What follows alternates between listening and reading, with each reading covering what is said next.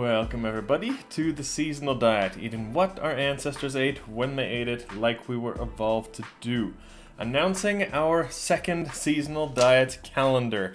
I made one earlier this year about fruit, and now this is the vegetable one, and it's live. I've not been posting on this channel a whole lot lately because we've been busy with a lot of stuff, but 2025 is going to be the seasonal diet's biggest year with a lot of great stuff coming. But closing out this year is the vegetable seasonal diet refrigerator magnet, and this is just a guide in this video to walk you through and answer some questions you might have, some uncertain things. So you might think, vegetables are vegetables, why does it matter when we eat them? We can find veggies in the supermarket all year round. But of course, if you guys have been following here, vegetables, they taste better when they're in season and when they're growing in the natural ground as opposed to a greenhouse. Plus, they're often cheaper, fresher, and they pack more nutrients when they are in top season. So let's break it down why it matters for certain vegetables in certain seasons. We're starting with winter here. Not a whole lot is in season in the winter, of course, because any places where it freezes over, no veggies are going to be growing at that time, so most of the ones in the winter months are going to be the ones that grow in warm climates like the south, like these collard greens, kale, leeks, plantains, that kind of stuff, like good old southern cooking, or maybe like Caribbean style island cooking, other vegetables that can withstand cooler late autumn temperatures, but they also have a decently long shelf life.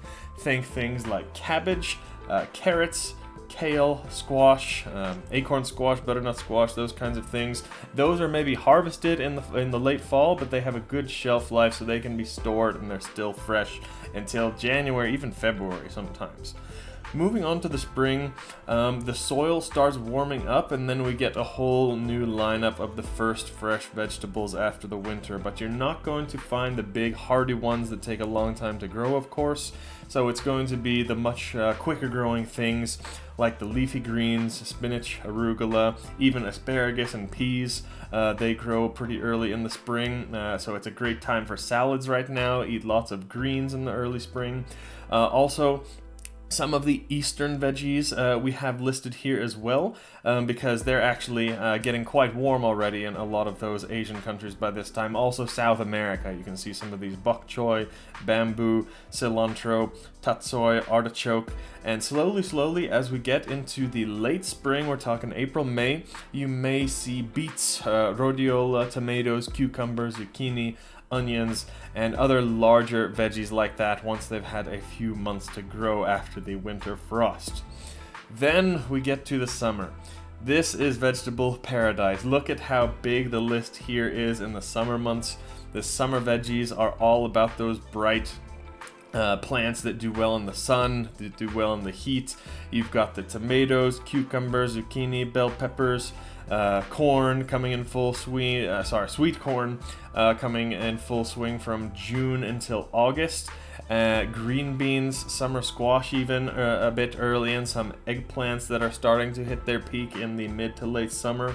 But really most vegetables are in season in the summer, leaving out a few exceptions that are not very tolerant of the heat. And of course that's kind of the larger vegetables, and actually a lot of the leafy green vegetables and the root ones. They don't do so well in the heat. This leads us to the fall. We're still very good here for vegetables in the fall season, but the ones that do best are the ones that are harvested, that are things like pumpkins, sweet potatoes, Brussels sprouts, and cauliflower. These are all great fall things, and all the squash types are really popular at this time as well. They're harvested around there, and this is also top season for most of the root vegetables. I'm thinking about carrots, radishes, turnips, parsnips, even beets, and some of the ones in the fall are even coming back for their second season. A lot of vegetables that were harvested in the spring, but they didn't take the heat so well, so they stopped growing in the summer.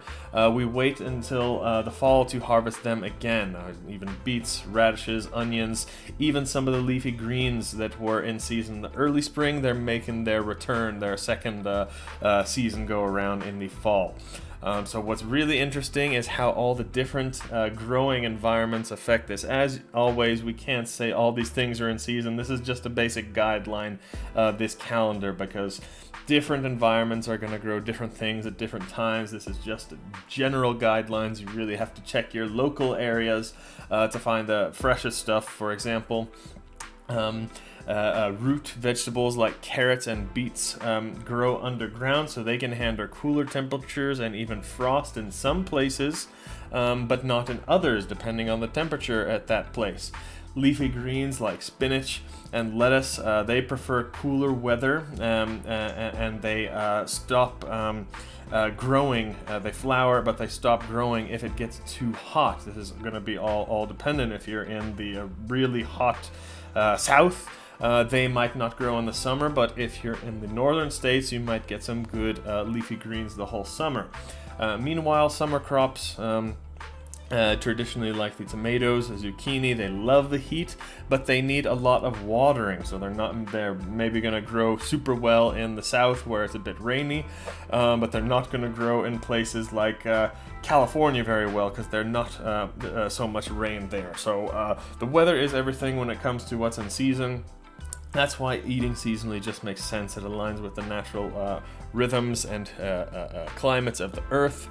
And yeah, like I said, you might find things a lot cheaper then, and it'd also be better quality, more nutrient dense, and all that stuff. So this is just the vegetable one. We got a few more very cool things coming in the new year. 2025 is going to be a good year, and I will be posting on this channel a bit more, but that's all for today. Hope you guys enjoyed.